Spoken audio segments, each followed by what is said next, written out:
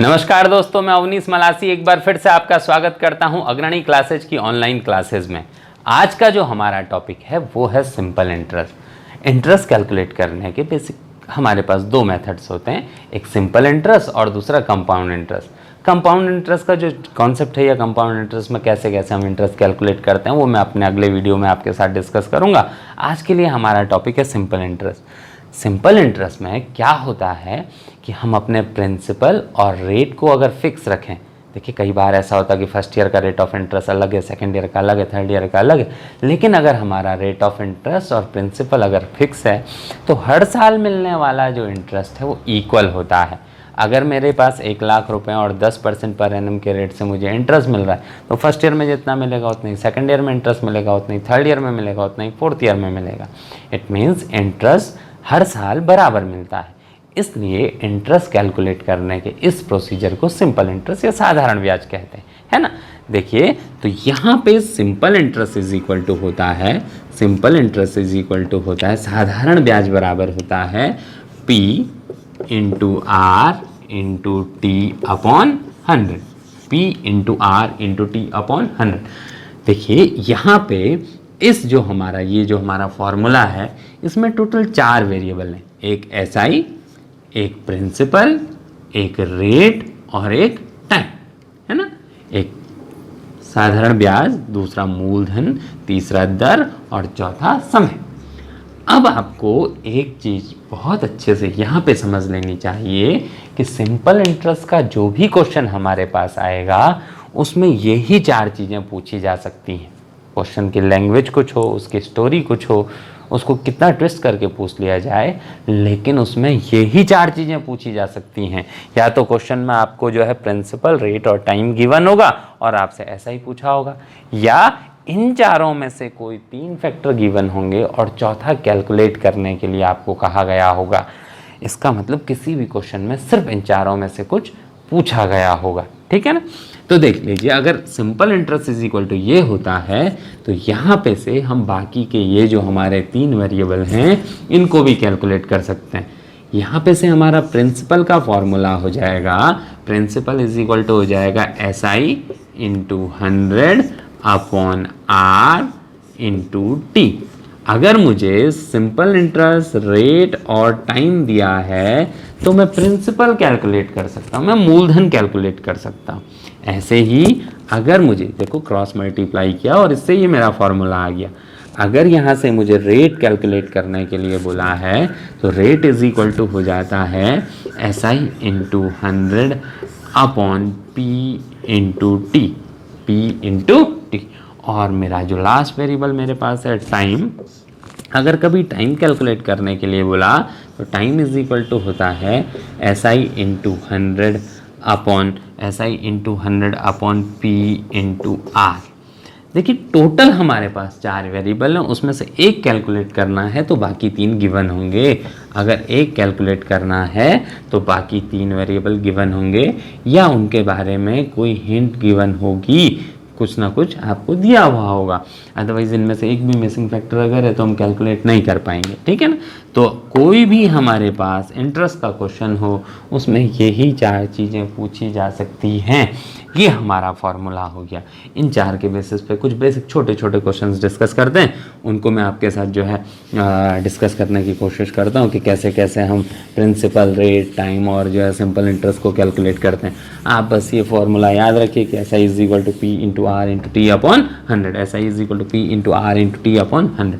देख लीजिए पहला क्वेश्चन जो हमारा क्वेश्चन नंबर 1 है, यहाँ पे ये मान लीजिए कि अगर हमारा प्रिंसिपल जो है हमारे पास 10,000 है, हमारा रेट ऑफ इंटरेस्ट हमारे पास 10% पर एनम है, rate of interest 10% per annum पर जो वार्षिक की दर से है वो 10% वार्षिक की दर से हमको ब्याज दर हमारी है। हमारा टाइम ये मान लीजिए कि 2 साल का है, टाइम जो है 2 साल का हमारे पास टाइम है, तो हमको ऐसा ही कैलकुलेट करना है कि हमको 10,000 रुपये पे 10% वार्षिक की दर से 2 साल में कितना ब्याज मिलेगा। एक और क्वेश्चन मैं आपके साथ लिख लेता हूँ कि सपोज हमारे पास प्रिंसिपल है 5,000 रुपये, हमारे 5,000 रुपये है, रेट ऑफ इंटरेस्ट है, रेट ऑफ इंटरेस्ट है हमारा 5% पर एनम, 5% पर एनम, ये हमारा रेट ऑफ इंटरेस्ट है। टाइम हमको कैलकुलेट करना है, टाइम हमको निकालना है कि कितना टाइम होगा अगर हमारा एसआई 750 रुपीज़ है, हमारा एसआई 750 रुपये है, 750 रुपये एसआई है, तो टाइम हम अब हमारा एक और क्वेश्चन बन सकता है, यहाँ पे एसआई इसमें टाइम, एक और क्वेश्चन बन सकता है कि प्रिंसिपल है हमारा 10,000 रुपीज़, रेट हमको कैलकुलेट करना है कि रेट ऑफ इंटरेस्ट क्या है पर एनम। टाइम हम मान लेते हैं कि टाइम हमारे पास है 3 इयर्स का, 3 साल का टाइम है, और ऐसा ही हमको मिला है 3,000 रुपये, हमको ऐसा ही मिला है 3,000 रुपये। तो हमको या ऐसा ही हम यहाँ पे कैलकुलेट कर लेते हैं कि हमको 2,100 रुपीज़ जो है ऐसा ही मिला है, हमको 2,100 रुपीज़ ऐसा ही मिला है, तो रेट ऑफ इंटरेस्ट क्या होगा। और एक और लास्ट क्वेश्चन हम देख लेते हैं कि हमको प्रिंसिपल कैलकुलेट करना है कि प्रिंसिपल क्या होगा अगर rate of interest 10% per annum, या रेट ऑफ इंटरेस्ट जो है 8% पर एनम है, 8% पर एनम का रेट ऑफ इंटरेस्ट है, और हमारा जो टाइम है वो है हमारे पास 3 इयर्स का टाइम है, और जो हमारे पास एसआई है वो 2,400 रुपीज़ है, जो एसआई है वो 2,400 रुपीज़ है। ये हमारा एक क्वेश्चन बना कि इसके बाद अगर ये हमारे पास सिचुएशन है तो हमारे हमको यहाँ पे एसआई, यहाँ पे टाइम, यहाँ पे रेट और यहाँ पे प्रिंसिपल कैलकुलेट करना है। चलिए सॉल्व करके देखते हैं एक बार। देखिए मैंने आपको बोला था कि अगर एसआई कैलकुलेट करना है तो एसआई कैलकुलेट करने के लिए जो हमारा फॉर्मूला होता है वो होता है SI is equal to P into R into T upon 100, ऐसा is equal to P into R into T upon 100। देखिए यहाँ पे से क्या है कि प्रिंसिपल है हमारा 10,000 रुपीज़, इंटू आर है रेट ऑफ इंटरेस्ट है 10% पर एनम, और टाइम है 2 साल का, अपॉन 100। ठीक है ना, इतना आपको समझ आया होगा। देखो इसको सिंप्लीफाई करते हैं, ये 0 0 ये मैंने किया तो मेरे पास आया 2 इंटू 10 20 इंटू 100, 20 इंटू 100 2,000 रुपीज़। इसका मतलब है कि 10,000 रुपये पे 10% वार्षिक की दर से 2 साल में जो ब्याज मिलेगा वो 2,000 रुपये मिलेगा, वो 2,000 रुपये का हमको ब्याज मिलेगा। अच्छा देखिए यहाँ पे ये सेकंड वाले क्वेश्चन को सॉल्व कर लेते हैं, टाइम कैलकुलेट करना है। टाइम कैलकुलेट करने के लिए मैंने आपको फार्मूला बताया है कि टाइम इज इक्वल टू होता है SI into 100 upon R into P into R into, ये मेरा फार्मूला यहाँ पे बना। SI कितना है, SI है मेरे पास 750 इंटू 100 अपॉन रेट है मेरे पास 5% पर एनम इंटू प्रिंसिपल है मेरे पास 5,000 रुपीज़। ये बात आपको समझ आई? ठीक है, ये वैल्यूज़ मैंने यहाँ पे पुट कर ली फार्मूले की डिमांड के अकॉर्डिंग, और अब इसको अगर मैं सॉल्व करूँ तो ये सिंप्लीफाई करके ये हो गया, और 5 5 जा 25, 25 3 जा 75, तो मेरा आंसर आया 3 इयर्स। इसका मतलब है ये 5,000 रुपये पे 5% वार्षिक की दर से 750 रुपये का ब्याज 3 साल में मिलेगा। ठीक है, अगला एक और क्वेश्चन हम देख लेते हैं, यहाँ पर रेट कैलकुलेट करना था हमको। तो रेट कैलकुलेट करने के लिए जो फॉर्मूला है, रेट इज इक्वल टू होता है हमारा SI into 100 upon P into T, SI into 100 upon P into T. देखिए किसी भी फॉर्मूले में वही जो बेसिक कॉन्सेप्ट शुरू में मैंने आपको बोला था कि 4 वेरिएबल हैं, उनमें से 3 गिवन होंगे और चौथा कैलकुलेट करना होगा, बस उसी का अरेंजमेंट है, ये मैंने लिखा। अच्छा देखो यहाँ पे से क्या है, यहाँ पे से SI की वैल्यू है मेरी 2,100 इंटू 100 अपॉन प्रिंसिपल है मेरे पास 10,000 रुपीज़, और टाइम है मेरे पास 3 साल का। अच्छा इसे सिंप्लीफाई करते हैं, तो सिंप्लीफाई मैंने किया तो ये ऐसा हुआ, और 3 7 जा 21, इसका मतलब है 7% पर एनम का मेरा रेट ऑफ इंटरेस्ट होगा। इसका मतलब है 10,000 रुपये के मूलधन पे 3 साल में 2,100 रुपये का साधारण ब्याज 7% वार्षिक की दर से मिल पाएगा, 7% वार्षिक की दर से मिल पाएगा। अच्छा देखिए लास्ट वाला क्वेश्चन एक और है हमारे पास, उसे भी सॉल्व करके देखते हैं। आप चाहें तो खुद भी कर सकते हैं। यहाँ पे प्रिंसिपल का फॉर्मूला जो था, प्रिंसिपल था SI into 100, SI into 100 upon R into T, R into T, ठीक है ना, ये आपको समझ आया होगा। वैल्यूज़ पुट कीजिए फॉर्मूले में, तो SI है मेरा 2400 इंटू 100 अपॉन रेट है मेरा 8% पर एनम और इनटू टाइम है मेरा 3 साल का, ठीक है ना। अच्छा 8 3 ज़ा 24 और ये 24 हुआ और ये मेरा आंसर आया 10,000 रुपीज़, 10,000। इसका मतलब 8% वार्षिक की दर से 3 साल में 2400 रुपये का जो साधारण ब्याज है वो 10,000 रुपये पर मिलेगा, 10,000 रुपये पे मिलेगा। चलिए ये हमने 4 कुछ क्वेश्चन सॉल्व किए। ये 4 क्वेश्चन जो है, जो मैंने कहा था 4 अलग अलग वेरिएबल हैं, उनसे रिलेटेड सॉल्व किए। अब पॉइंट ये है कि अगर हमने इनको ऐसे ही सॉल्व किया तो फिर वो कॉन्सेप्ट की, जिसकी मैं आपके साथ रेगुलरली बात करता हूँ कि वो कॉन्सेप्ट समझना ज़रूरी है, जो मैथ्स को इंटरेस्टिंग बनाता है, जो मैथ्स को जो है जो मैथ्स को सीखने के लिए हमको और ज़्यादा ईगर बनाता है, और ज़्यादा भूखा बनाता है। तो देखिए मैं उसको डिस्कस करने की कोशिश करता हूँ। अब मेरा पॉइंट ये है कि SI is equal to P into R into T upon 100 हुआ क्यों, ये फॉर्मूला बना क्यों।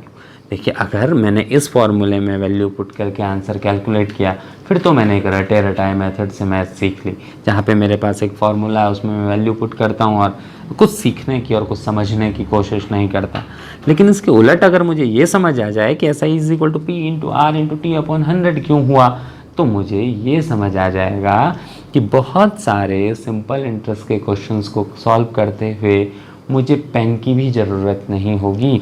इट मीन्स मैं विदाउट किसी कॉपी और नोटबुक की जो किसी कैलकुलेशन के बगैर अपने आंसर को मेंटली कैलकुलेशन से निकाल सकता हूँ। क्यों? क्योंकि मैं उस कॉन्सेप्ट को समझता हूँ कि इसमें होने क्या वाला है। अच्छा देखिए उसी फॉर्मूले और उसी कॉन्सेप्ट की बात करता हूँ। इसे एक बार मैं यहाँ से क्लीन कर दूँ, फिर मैं आपके साथ वो कॉन्सेप्ट डिस्कस करने की कोशिश करता हूँ कि क्यों SI is equal to PR/T upon 100 हुआ। एक बार ये फॉर्मूला समझ जाने के बाद पूरे के पूरे चैप्टर के किसी भी क्वेश्चन में आपको कभी कोई दिक्कत नहीं होगी, ऐसा मेरा यकीन है। और उसी यकीन के कारण मैं आपके साथ हमेशा हमेशा हमेशा जो है कॉन्सेप्ट समझाने की कोशिश करता हूँ। अच्छा देखिए यहाँ पे मैं एक तरफ इस क्वेश्चन को सॉल्व करूँगा और दूसरी तरफ वो फॉर्मूला डिस्कस करूँगा। देखिए अगर मेरे पास 10,000 रुपये हैं और 1 साल में मुझे 10% का रेट ऑफ इंटरेस्ट मिलना है, तो 1 साल का इंटरेस्ट कितना होगा? 1 साल का इंटरेस्ट होगा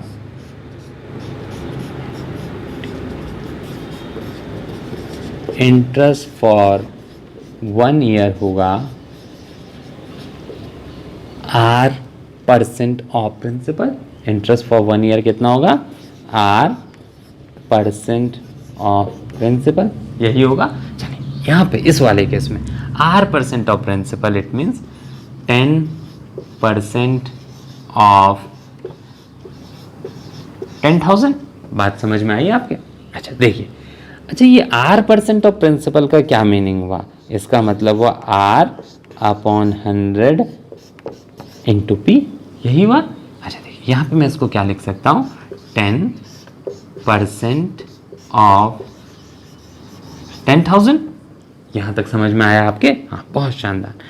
अब देखिए है क्या कि अगर पहले साल इतना मिला तो दूसरे साल भी इतना ही इंटरेस्ट मिलेगा, दूसरे साल भी इतना ही इंटरेस्ट मिलेगा। 3 साल का अगर टाइम है तो तीनों साल में इतना ही मिलेगा, तो इसका 3 टाइम्स हो जाएगा।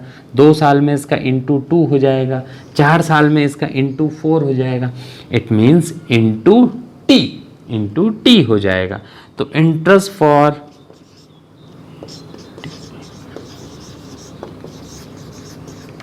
T ईयर्स कितना हो जाएगा? इंटरेस्ट फॉर T ईयर हो जाएगा R upon 100 into P into T, है ना।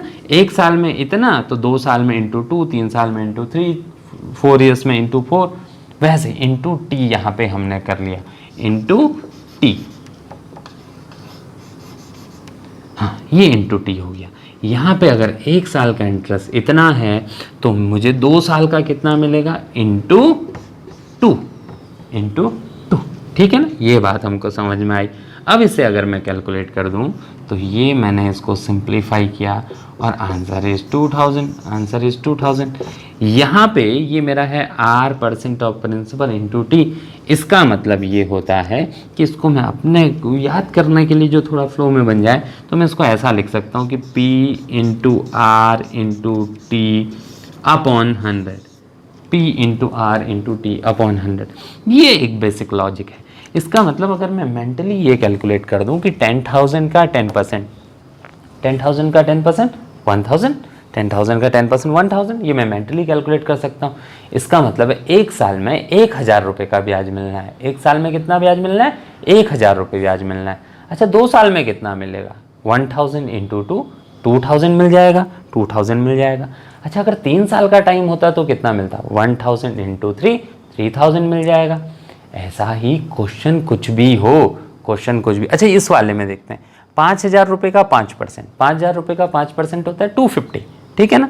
अगर एक साल में 250 तो यहाँ पे 3 साल में कितना? 3 साल में 3 साल यहाँ पे कैलकुलेट करके आया था तो 3 साल में कितना? 750। बड़ा आसान सा कॉन्सेप्ट है।